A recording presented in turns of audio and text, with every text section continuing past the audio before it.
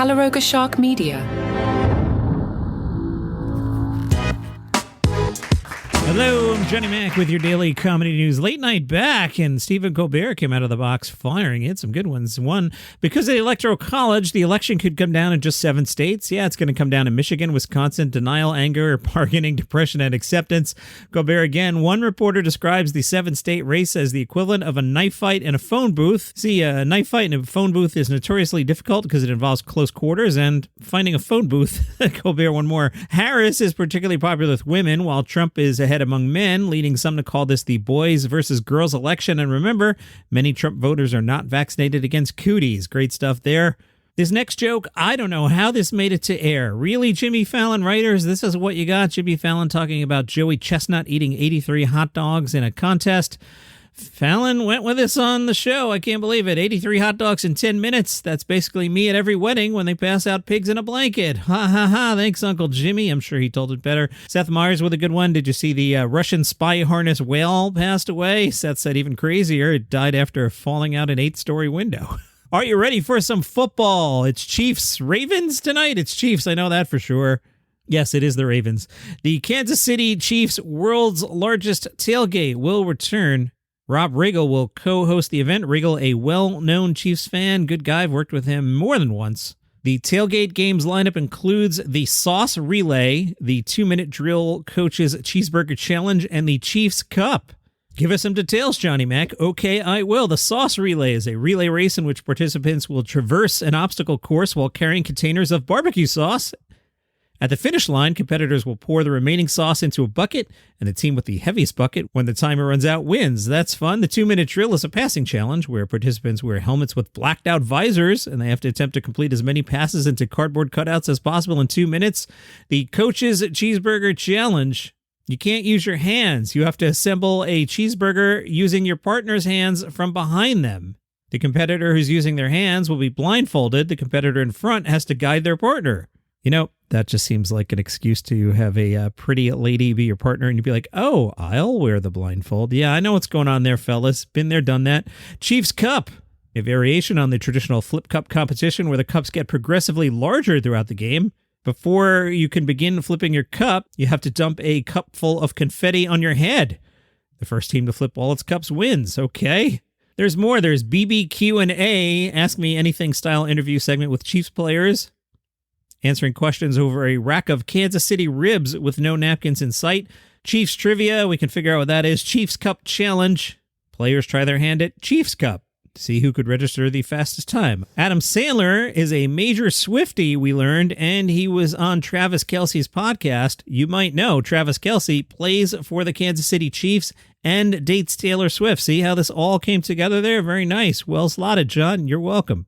Sandler and the Kelce Bros started talking about Taylor Swift. Adam Sandler said, by the way, what a girl, what a girl.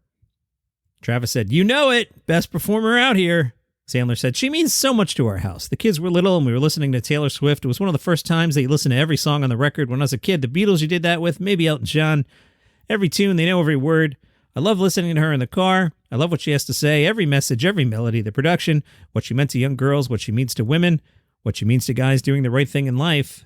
Sandler said, someone asked me who I get nervous around. I said, I do get nervous around Taylor Swift because I don't want to blow it for my kids and say something stupid. He then said to Travis, you being together, the photo of when you first started dating, my family was like, yes, look how good they are together. He's a gentleman and she's having so much fun with him. And anytime Taylor's laughing with you, my whole family is high-fiving. My San Antonio caught up with Jo Koy. All right, Scott Beckett, fan of the show, not a fan of a particular bit. I've already mentioned Taylor Swift, and I mentioned Jo Koy. You know where this is heading, buddy, right? I mean, you could just hit pause now, because it's inevitable today. My San Antonio article says that earlier this year, audiences were unkind to Jo Koy after he fell short as host of the Golden Globes. Wow, sounds like it was pretty rough. What could have possibly happened? Well, Joe made a joke about Taylor Swift, and it didn't go so well. Let's listen. The big difference between the Golden Globes and the NFL, on the Golden Globes, we have fewer camera shots of Taylor Swift. Jo Koy didn't let it bother him. He says, you can only get inspired when you hang around inspirational people. Negative stuff always brings you down. My San Antonio asked Jo Koy, when you think of San Antonio, what's the first thing that comes to mind? Jo Koy said, it'd be stupid if I didn't say the Alamo, right? One of the coolest things I did in San Antonio was with my son. I had no idea you guys did live reenactments. He was about 17 at the time. I told my son, let's go. And next thing we knew, we heard gunshots. It was a lot of fun. Jo Koy, how would you describe your year overall? I've loved everything about it, the ups and the downs, but everything puts everything in perspective. You can't enjoy your wins unless you go through things. So I love where we're at now. The Live from Brooklyn special is amazing. Now we're preparing for a second special for Netflix. Oh, they asked him about the Golden Globes again. He said, I just enjoy the position I was in with my family and my fans and seeing all the big wigs come like Kevin Hart and Seth and Whoopi and Jamie Foxx. It was an amazing time to have your peers with you. He talked about it being a difficult gig. Yeah, I mean, I could go on forever, but it was so last second. Kimmel gets 6 months to do the Oscars, and I got about 10 days. Would you do it again? Everything's worth a shot, but it's never been a lifelong goal of mine. I host an award show. I think stand-up has always been my dream, and I'm living my dream, so everything else would just be a bonus. Jo Koy talked about being a zaddy. My San Antonio was like, you have to have some kind of swagger or sex appeal. No, Joe said, I think that's on the eye of the beholder. My San Antonio said the most famous zaddies right now are Jeff Goldblum and Pedro Pascal. Are you at their level of zaddiness? Jo Koy said, hell yeah, put me in the same level. And then for some reason they asked him, who should play J.D. Vance and Tim Walz on Saturday Night Live? Weird question. You guys were crushing it. You shouldn't have tagged with this question. Jo Koy said, it sucks that we don't have the Phil Hartmans and the Dana Carveys anymore. That's my generation. I don't know who can pull it off, but it's always funny when they do it.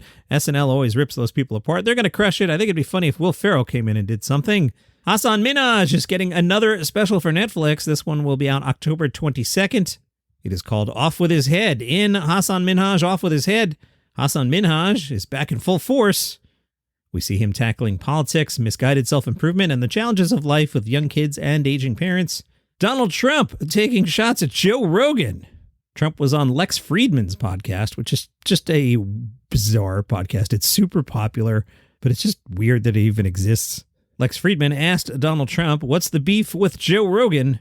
He brought up a Truth Social post where Trump wrote, I wonder how loudly Joe Rogan gets booed the next time he enters a UFC ring.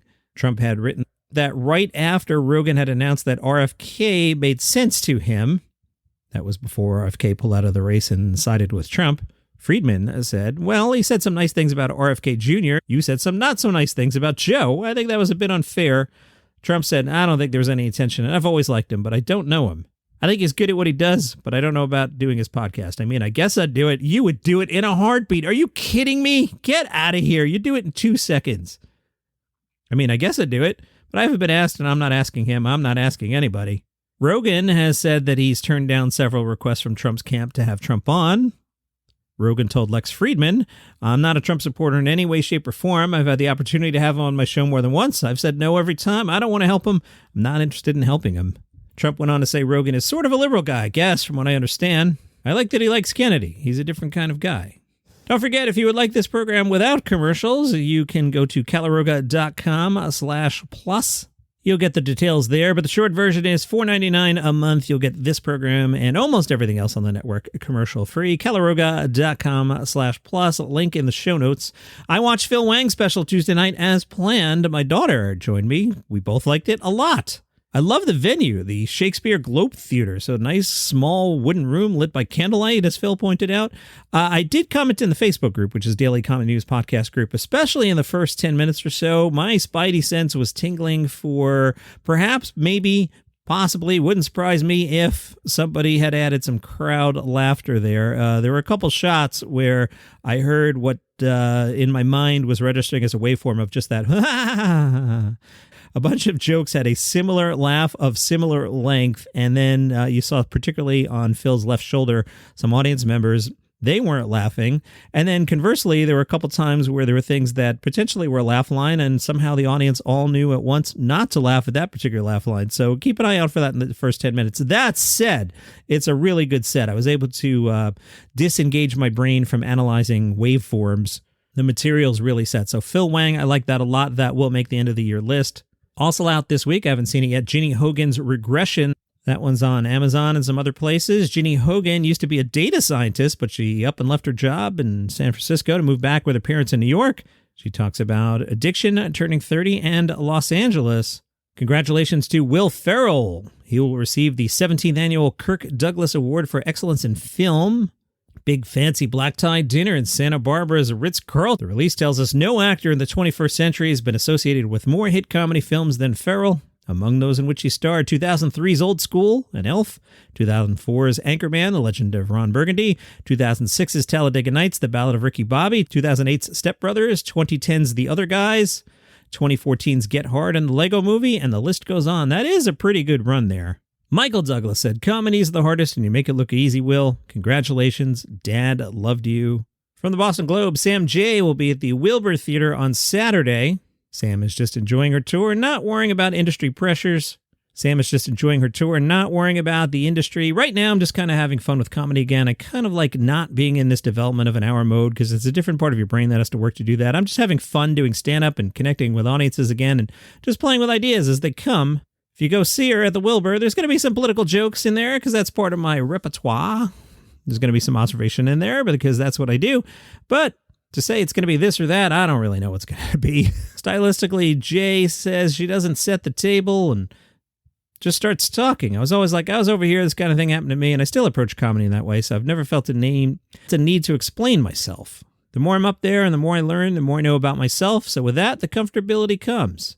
Apparently, everybody wants a late night show all of a sudden. Hey guys, no one has any money. No one's getting a show. No one has any budget at all. Everyone is cost-cutting. You're not getting a show. The Kid Miro has scheduled 2 test shows for what he's calling a work-in-progress talk show. He'll film the first one tomorrow at the Comedy Cellar, another on Tuesday, September 17th. The Comedy Cellar's website says this is a late-night talk show-style show and not a traditional Comedy Cellar show. This is a test show and taping. Jesus and Mero had a show on Showtime 2019 through 2022. They seem to no longer get along. All right, we'll see what happens with that. Jermaine Fowler will star opposite Tracy Morgan in Paramount Plus's Crutch. Tracy Morgan plays Francois Frank Crutchfield, who goes by Crutch, a brash yet beloved Harlem shop owner whose world is turned upside down with his highbrow son, now played by Jermaine Fowler, and free-spirited daughter moved back into the family home.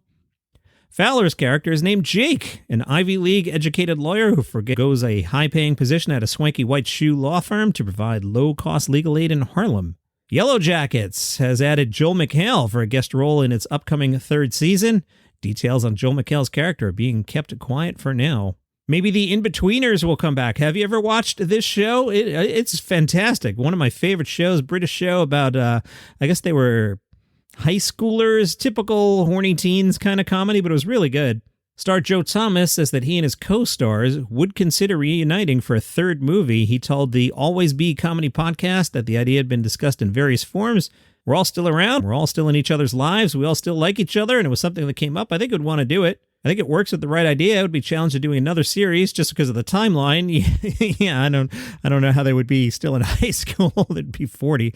But the film, there's all sorts of options. Thomas said a bachelor party could be a good vehicle. Las Vegas would be an interesting venue for the boys to reunite. He said there's something about the adult world and how much more complicated it is than the world of adolescence. A film can be a special occasion. A film is about a disruption in normality, whereas the sitcom is about what normality is like. A film is a story with an ending, whereas a sitcom is more like going down to the pub with a friend who's funny and it's just open-ended.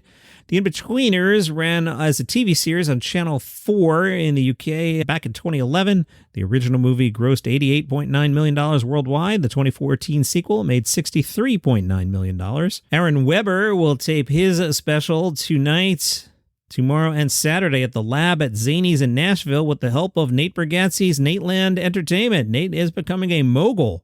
From the Press Herald, Chris DeGuth is a comedian based in Portland, Maine. He'll be at the Portland, Maine Comedy Festival kicking off tonight and going through the weekend. He says, my perfect day in Maine begins at 6 a.m. when I get out of bed and walk to the back of the porch to catch a glimpse of the sunrise over the Eastern Promenade. I behold the breathtaking scenery and say to myself, wow, can't believe I get to live here. Then immediately I go back to bed and sleep another 5 hours. I'm not a morning person. Once the clock strikes 11, I get out of bed for real this time and climb up Munjoy Hill to double grate for an iced latte, whole milk. I'm viciously lactose intolerant, but that's how I start my day because pressure makes diamonds. After breakfast, I drive to Higgins Beach. It has a special place in my heart. I taught myself how to surf at Higgins. Anyone can learn, by the way. You don't need to hire someone to teach you. Surfing is a lot like stand-up comedy. You just have to do it. Keep doing it, and accept they're going to suck at it for a little bit. Well, for a little while, a really long time. Actually, years and years. Surfing is easier than stand-up comedy, but you get the analogy, right? How does he end his perfect day? He closes down the open mic and makes his way over to Empire Comedy Club to do a spot. He orders some chili crisp noodles and some General Tso's bao buns for dinner from the Empire Chinese Kitchen. And I have a killer set because this is my perfect day and a boy can dream. And that is your comedy news for today. If you enjoy the program, tell a friend about it. They might like it too. Appreciate all your new listeners for sticking around. Love you. See you tomorrow.